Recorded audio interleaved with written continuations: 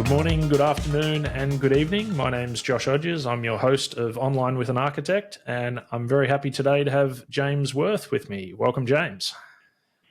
Thanks, Josh. Good to be here. Very good. Can you give us a quick intro, who you are and what your background is? Yeah, sure. Well, I'm James, and I've had about 20-odd years experience as a consultant, helping customers through their various IT challenges and solving problems for them. Started off working in Adelaide in South Australia and, trying to work with larger customers, naturally moved over to the East Coast and ended up working at an IBM partner with you, actually, as you would know, for a while. And then eventually into the professional services at VMware and then spent a bit of time in the office of the CTO working on the kind of the new projects that we're ushering in for customers. The sort of things that you see from VMware flings. Whenever you go on the website, you say, oh, there's a fling, that's a cool thing. That's the kind of stuff that we're working on the office of the CTO, figuring out what would make a good fling and then supporting the people to make that fling and make sure that it was actually useful. Yeah, fantastic. So throughout your journey, you actually completed your VCDX and, lucky for me that you were my study buddy throughout that process. So I certainly owe you a lot of thanks for helping me through my journey. Can you tell us quickly about your VCDX journey? Yeah, well, obviously, as you know, that might be part of the reason that we're sitting here talking today was because we spent a lot of time together going through our presentations and, trying to challenge each other with our decisions and, going through all of the different scenarios that could possibly come up. So, it was quite rewarding and challenging. Unfortunately, I had to put up with you for most of it, but, it seemed to work out in the end. It certainly did. And we both defended in Toronto in 2012, I think it was, from memory. Yeah, it was a big deal, and I still wonder, was it worth traveling halfway across the world to go and do that defense? And I think it definitely was, but then over time I sort of thought, could have waited a couple of months and there was probably a panel in Singapore or something like that. It would have been a bit easier without all the jet lag and traveling 24 hours or whatever. But, we were some of the first few, we within the first 100 people to go through the process. And so I didn't really know how it worked. And so it was about, let's get in there and get it done as quickly as possible. And I'm glad that I did that. I actually ended up being on the panel and being involved on panels and being involved in the process later on. So it was interesting to be sitting on the other side of the desk and realizing what goes into it and probably the mistakes that I made or the over preparation as a candidate. Yeah, well, I think that's the value of the journey, actually, is learning what you don't know, learning what you do know, and being able to plug those gaps. So I think as a panelist, it's the same thing. So a candidate's going to say something and you might go, oh, actually, I didn't know that. And then even as a panelist, you'd be learning things. So I certainly had that experience as an NPX panelist. Anytime someone defended NPX, I was quite excited to be a panelist because every time I learned something, even if it was a very small thing, it was actually a really good experience on the other side, as you say. Yeah. Being a panelist is not an easy job. Obviously the candidate's the one who's quite nervous and under pressure, but, you have to do your research to do a good job as a panelist as well.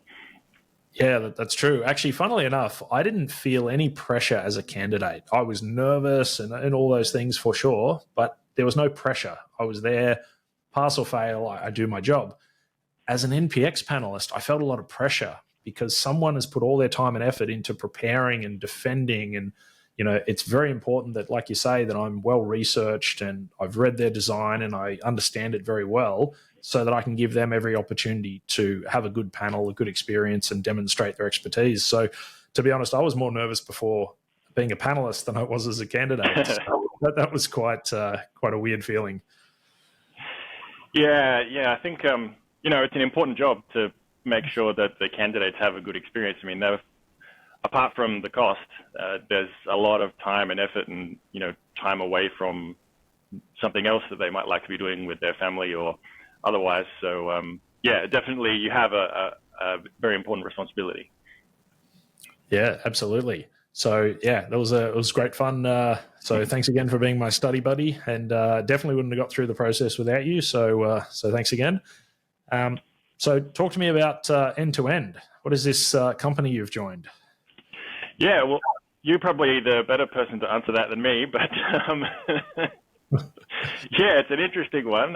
It came at the right time for me. I was looking for something new and something with a bit more flexibility, and you seem to be offering that. Hopefully, we'll be able to, solve some interesting problems for some customers.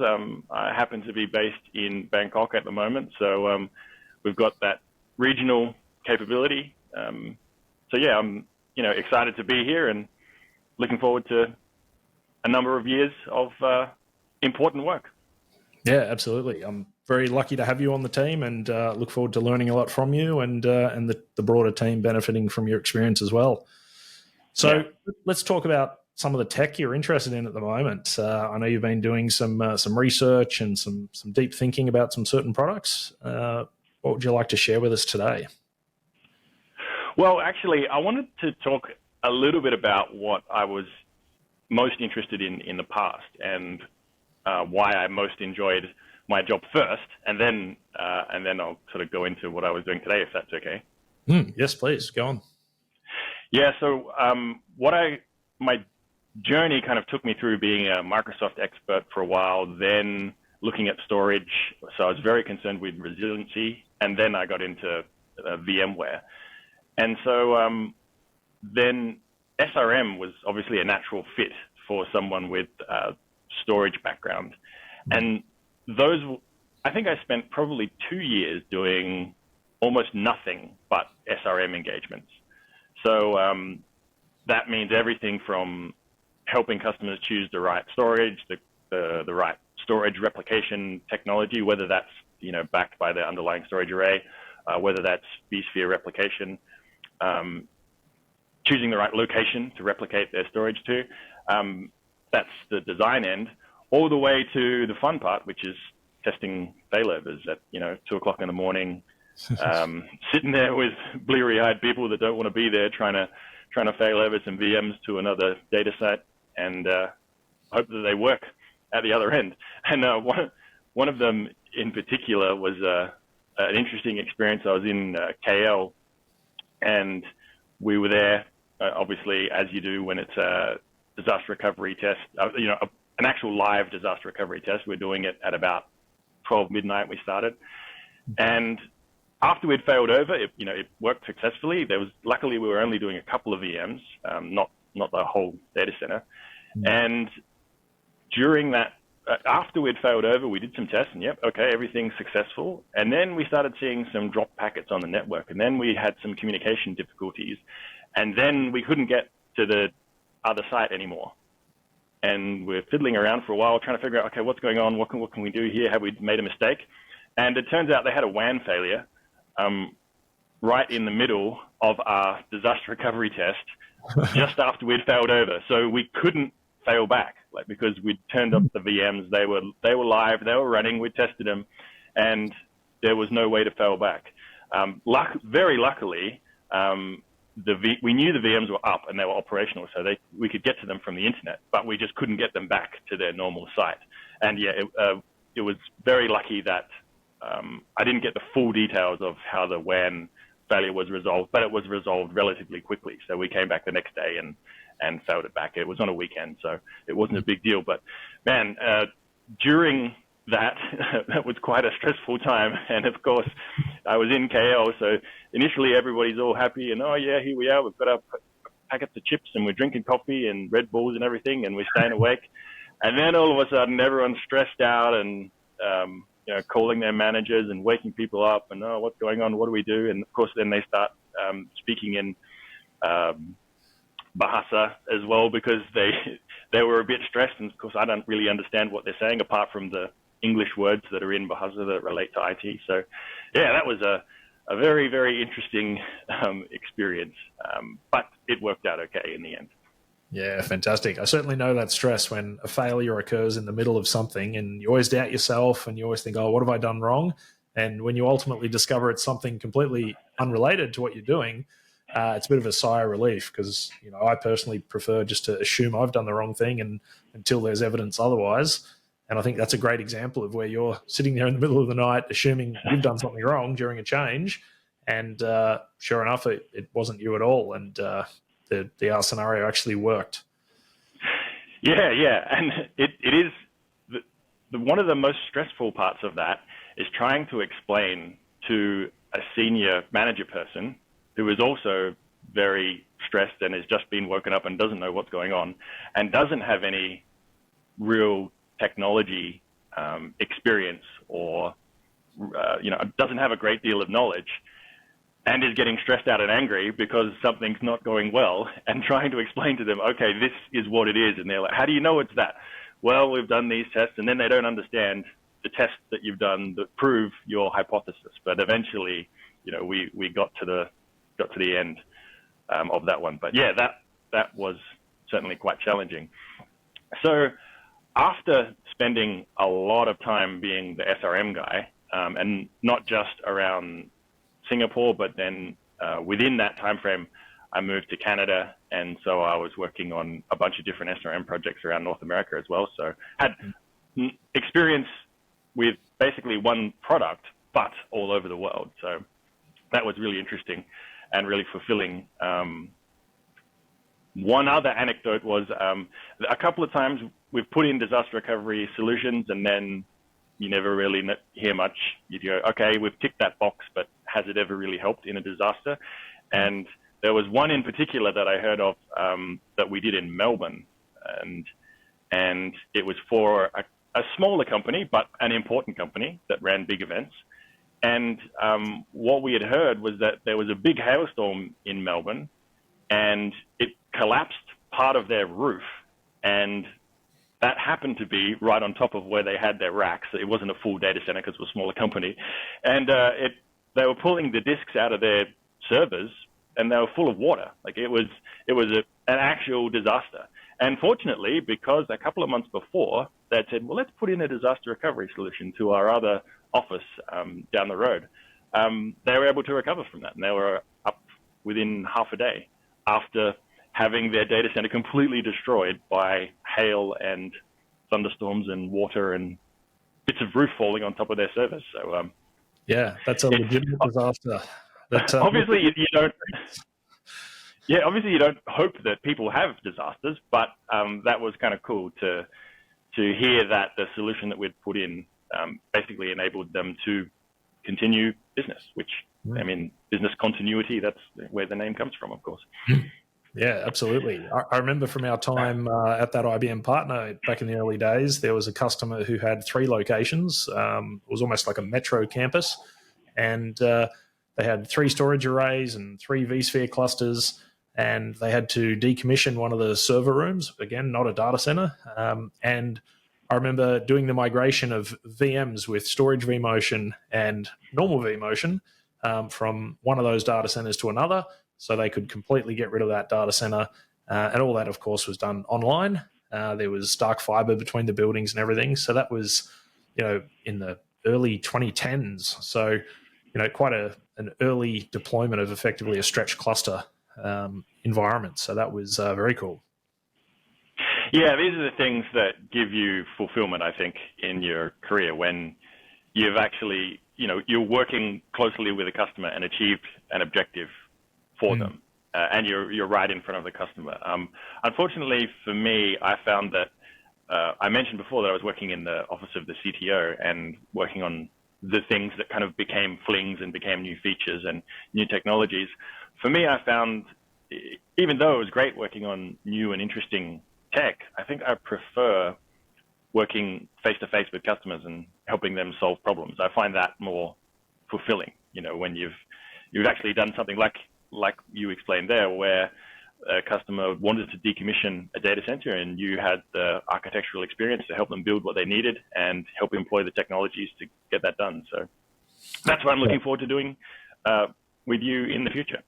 Yeah, absolutely. I think that's why we're in the roles we're in, because we love that customer interaction and delivering business outcomes and not just the technical side, but mapping the business to the technical and making sure we communicate to executives who are not technical how we're doing things, make sure their trust in us is inspired, and that we can measure those results. So I think there's a lot of architects who end up in a non-technical position where they're not hands-on, whereas you and I have both, due to our passion for technology, maintained hands-on and that enterprise and solution architecture experience. So I think that's great, because that's what we do now at End to End. So that's really exciting.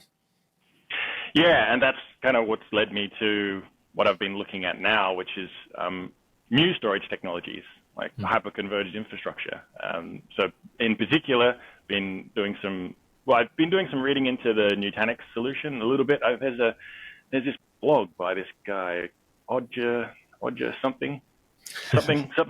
somebody Codgers, and he writes a few articles about Nutanix, and so I've read a few of those over the years. But right now I'm focusing on vSAN. I've got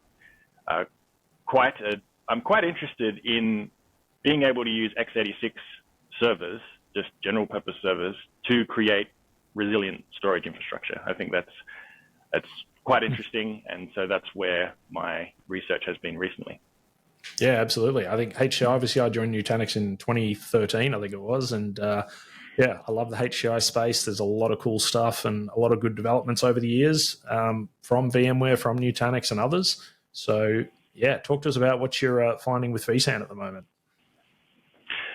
Well, it's interesting that it seemed like, and I was working at VMware at the time, that the initial versions were shipped pretty quickly, potentially as a response to Nutanix coming to market with a new and interesting and innovative product. And VMware probably wanted to get something out there that, I don't know, it didn't seem to have all of the features that you might want. And even now, when you look at how things are configured and you look at what technologies are available, it seems like there's still some work to go. They're definitely on the right track with how the technology is proceeding, as particularly with the new architectural capability for all flash. But there's some more work to be done, I think, to make it a fully resilient, trustable solution that has all the capabilities that an old school storage array used to have. I think that's what a lot of people still struggle with, is trying to map the old storage technologies to what HCI is. Some of the features are different. Some of the features are now redundant. You don't need them. Storage DRS is a good example. You need that with certain traditional storage, and with HCI and vSAN, you don't really need that. So I think there's still some confusion in the market on how best to use HCI technology. How to make it resilient is certainly a huge gap, and definitely a hot topic, because business continuity is not just SRM, as you mentioned before. It's keeping production running in the event of maintenance or failures. Yeah, and running doesn't just mean turned on. It also means performing well, too. I think we were talking the other day, I'd mentioned this was a traditional storage array, but it had kind of been maxed out, so we didn't have any hot spares or anything like that, obviously due to the business wanting to get the most bang for their buck in terms of available storage. But when there was a problem with the RAID 5 array and a disk rebuild needed to be done, we found out that it didn't have enough IOPS to both serve its business function and rebuild the array at the same time. So we were, for business hours at least, we were running with the rebuild switched off, pulled the drive out, because the business said we can't survive with it running that slowly.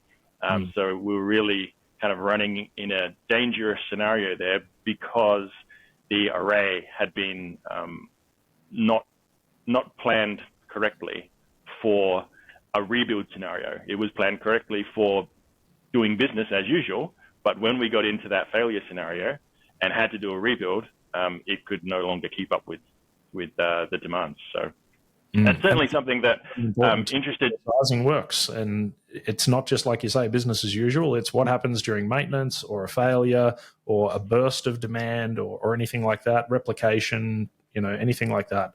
So I think when people are sizing, it's very important to consider not just the front end IO requirements, but also the back end, i.e. the replication overheads or rebuild operations, maintenance operations, things like that. And it's not as obvious as I guess people of our experience think it is to everyone, because they haven't had that experience that we've had. So, yeah, do you have any thoughts on how people should be designing like HCI solutions?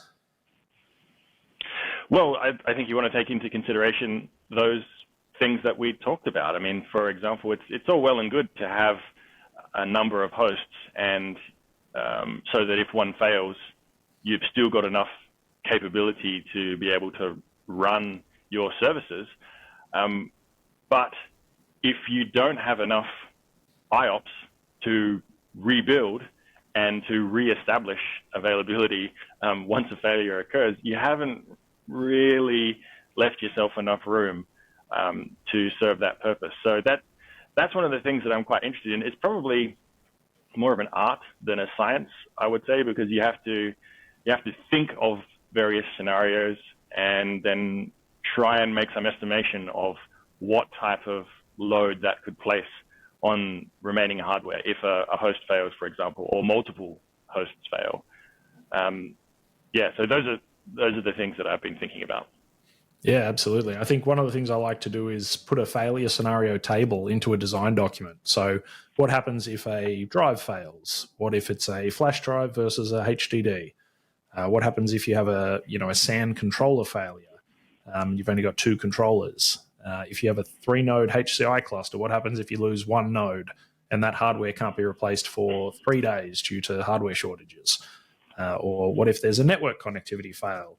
Is that going to impact performance front end and back end, or is it going to be sufficient? So I like to identify all these scenarios and go through them with the customers, because for anyone who's ever tried to justify adding additional hardware for resiliency, a lot of the time people go, oh, no, we don't need that. But I think when you lay it out with what the failure scenario is, what the risk is, and what the impact of that failure could be or is likely to be, it's much more easy to justify. And I look at resiliency in IT sort of like if you're driving a car and you never have an accident and you're not wearing your seatbelt, well, you'll be okay. But what if you do have an accident? And what if you're doing 60 miles an hour or 100 kilometers an hour down the highway and a car hits you and you don't have a seatbelt? The risk is maybe medium or even low that will happen. But if it does happen, it's a catastrophic issue. You could be killed in that scenario. So, IT is the same. If you lose a drive, well, you may be fine. But if you can't rebuild and replace that drive in a timely manner, a subsequent failure could take you offline, or it could degrade you to the point where you are effectively offline. Yeah, well, I think that's our job, really. I mean, if you tried to protect from absolutely every failure, I mean, you can do a great job as an architect coming up with a whole bunch of different scenarios where something goes wrong and thinking about what the impact would be. And I think our job is to guide customers through that decision process, because, maybe not all failure scenarios are important to them. Maybe they are willing to take the risk for some or all of their workloads. Maybe it's not worth the extra dollars to buy 3 redundant hosts in case one fails, then they can do a rebuild. And then while they're doing the rebuild, they've got the extra capacity so that they can still continue to run at a high performance. Maybe some of their VMs are just not as important and they can shut them down and, continue working, and it won't be great, but it's not worth $200K extra to buy extra hosts just in case one day something like that happens. But the important thing is to have that conversation. You definitely don't want to be having that conversation after the failure has occurred. It's definitely got to be before. That's what our job is, to come up with these scenarios and help guide customers through those decisions.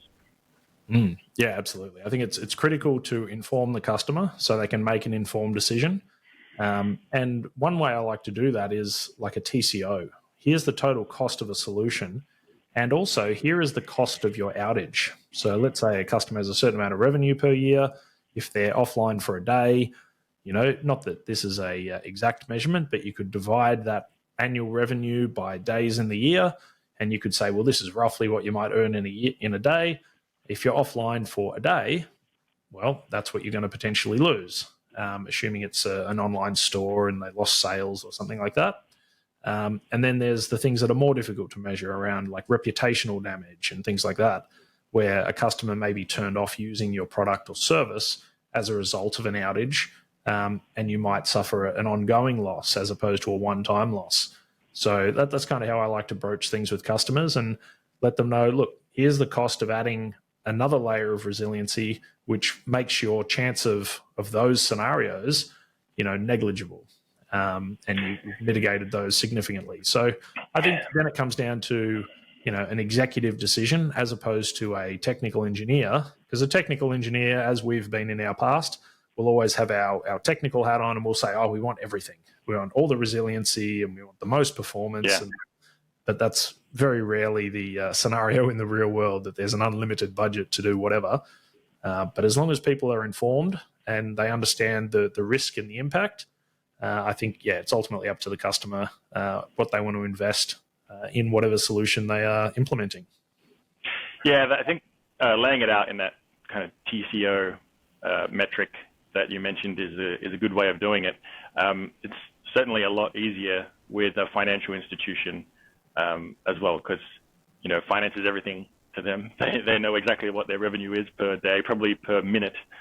And they also know the type of reputational damage that would occur if, for example, customers start calling because they would like to open a new account and the call center's machines aren't working properly, and so they can't open new accounts today. Those are the types of things that are extremely important. Yeah, absolutely. And I think ultimately as vendors and as architects and anyone providing a product or a service to a customer, we should be effectively by default making sure our customers are protected. So for me personally, I like to design things by default to have, at least a minimum level of resiliency so that an environment can rebuild in the event of a common failure scenario. I feel like that's the minimum level that I should recommend, being responsible for architecture. And if a customer chooses to make a different decision, that's entirely fine. It's then my job to educate them on how to mitigate those additional risks that they might be choosing to take by not implementing, a resilient solution or DR or, a certain degree of backup and recovery and things like that.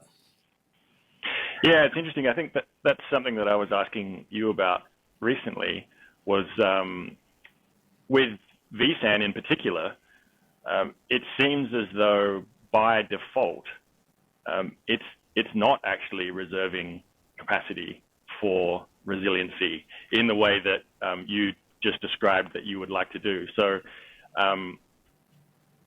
in a default scenario, if you just build vSAN and leave all the default settings, you may not have enough capacity to rebuild when one of your hosts fails. And I kind of, like you, think that the opposite should be true, which would be I want to turn off resiliency rather than have to understand what it means and then turn it on to make sure that I'm protected.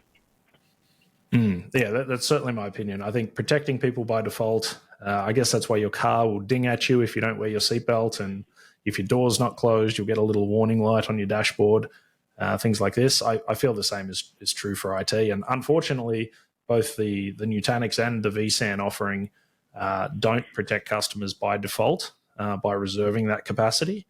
I certainly think it would be a great feature for those to be enabled by default and be optional to be turned off for non-critical environments or test dev or things like that.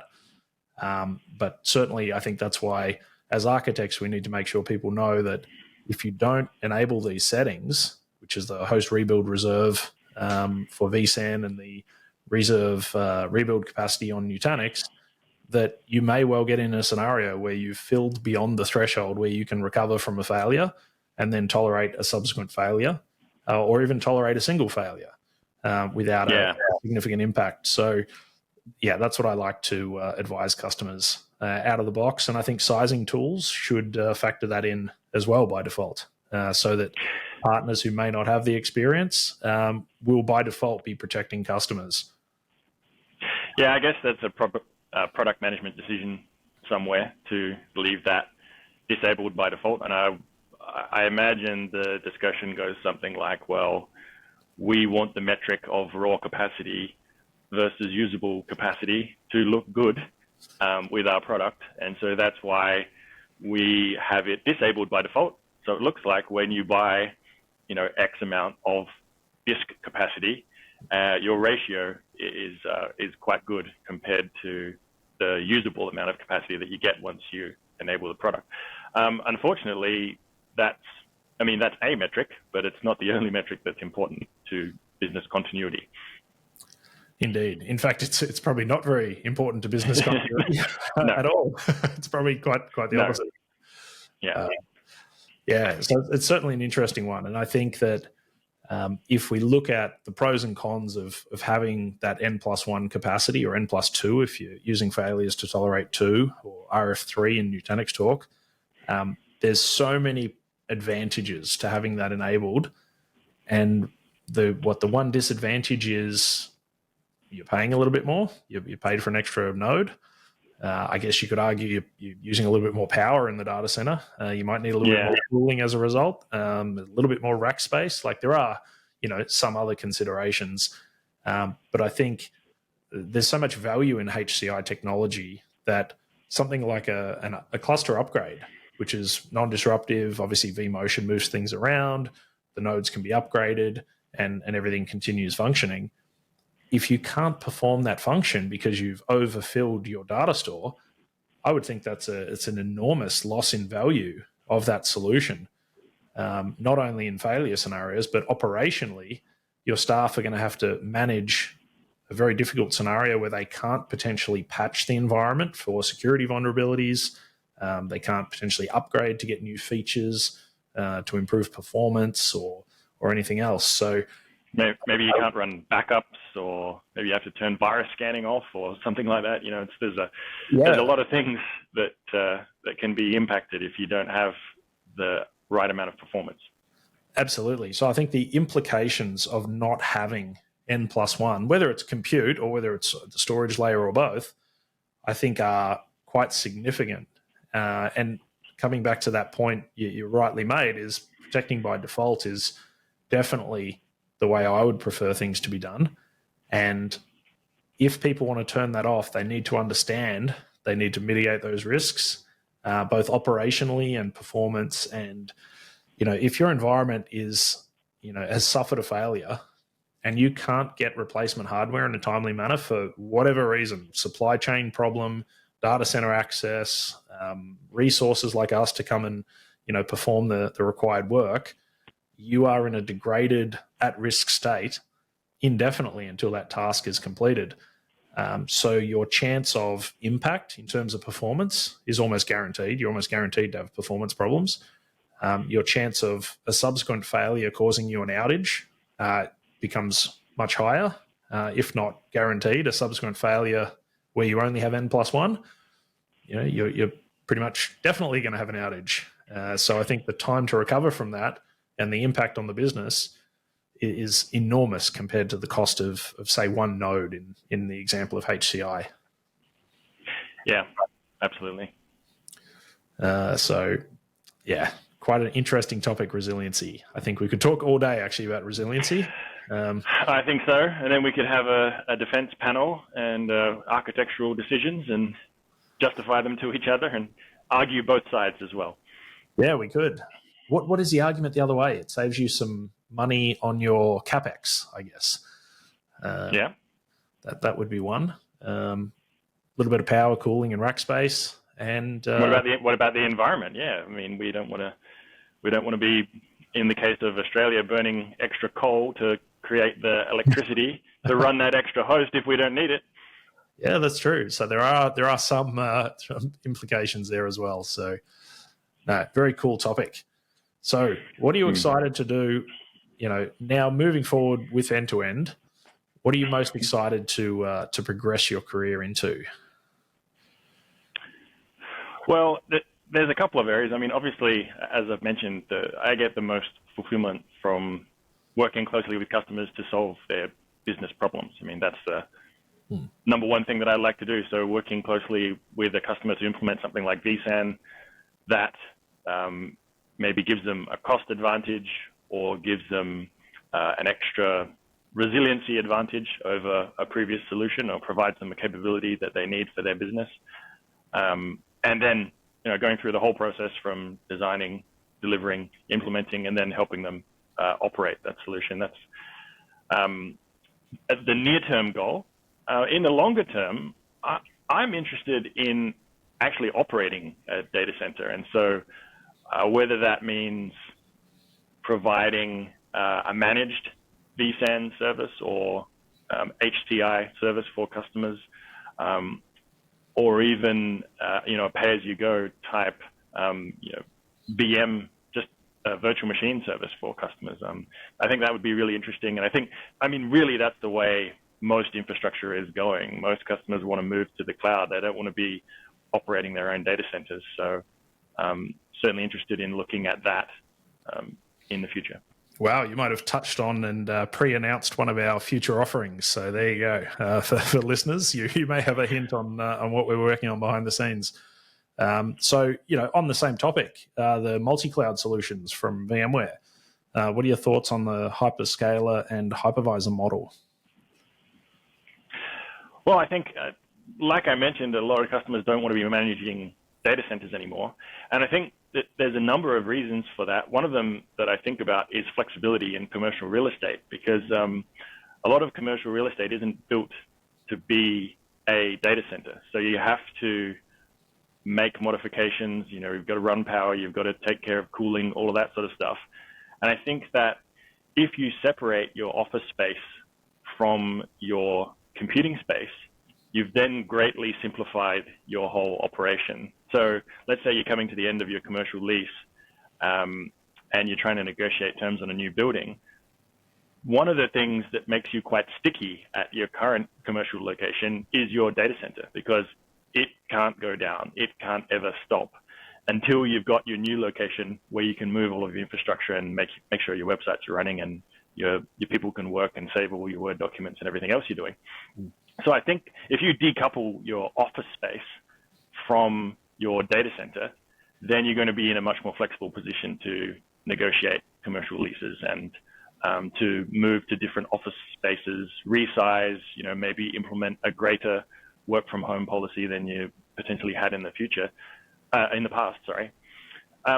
So I think those hyperscaler offerings are going to be really helpful for customers that want to do that. So next time, if you're going to be migrating somewhere, instead of signing a new commercial lease and building a data center for yourself and putting in a whole bunch of racks, cooling everything, why not migrate to a hyperscaler to basically the same infrastructure that you're already running, assuming that you are running VMware or Nutanix or whatever it happens to be.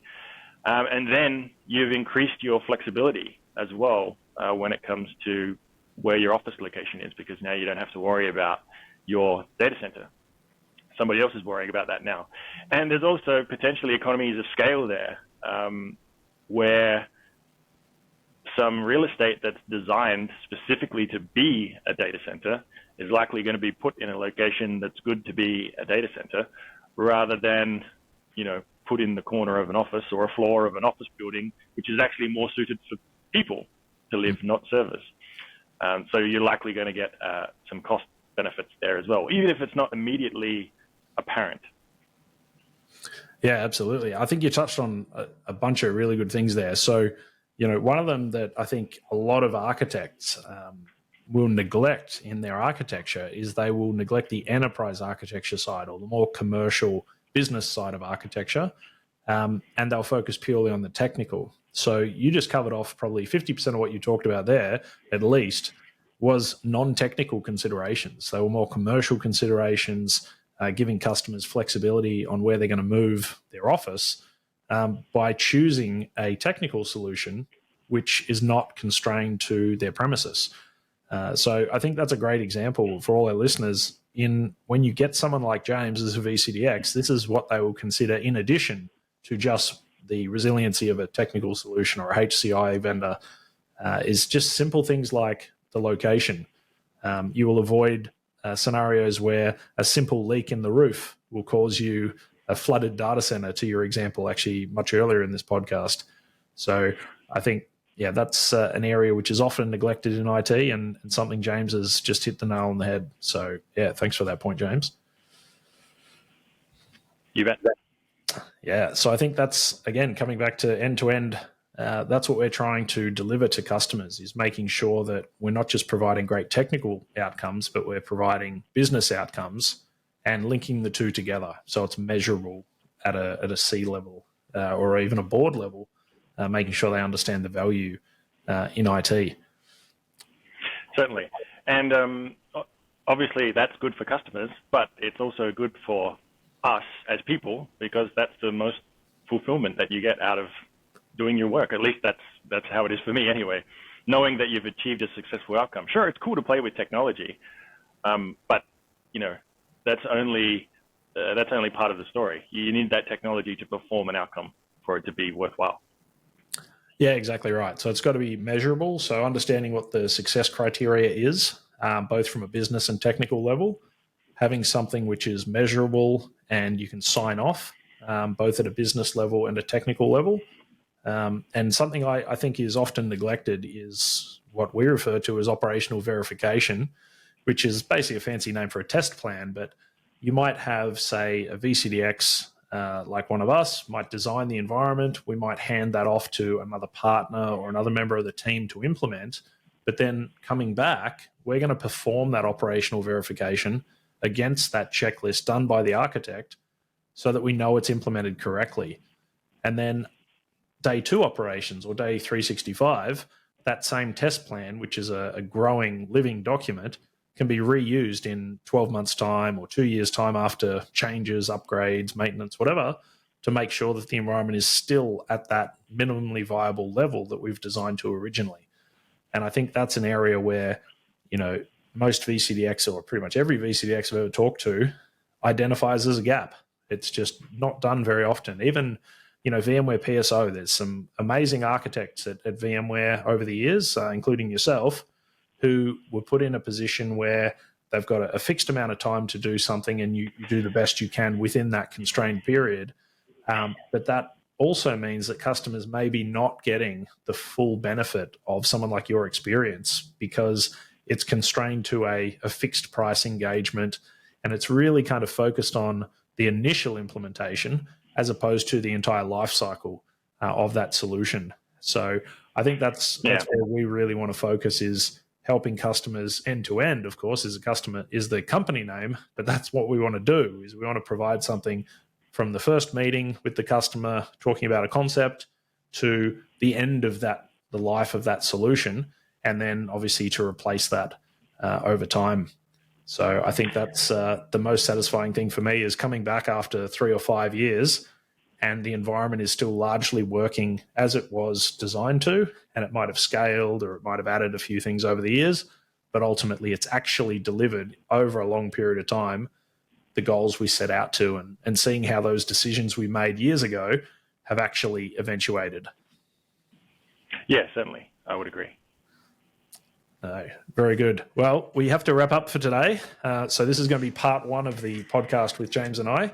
We're a little time constrained, so we're going to wrap up part 1 now. But for those listening, you can look forward to part 2 of James and I coming soon. So thank you, as always, James, for your time, and look forward to recording part 2 in the not too distant. Thank you, Josh.